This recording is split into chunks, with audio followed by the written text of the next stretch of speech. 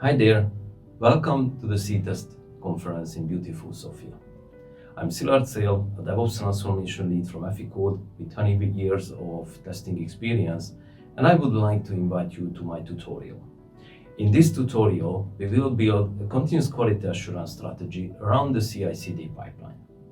We will form teams, we will go through different theory items, and then we will actually build a CI/CD pipeline using the pipeline game from Emily Bash, and then combining it with the cards from TestSphere, identifying non-functional requirements, also to do risk assessment.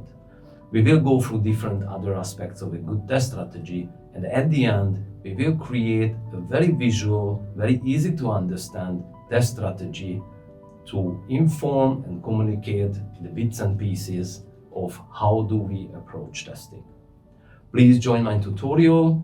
See you in Sofia. Bye.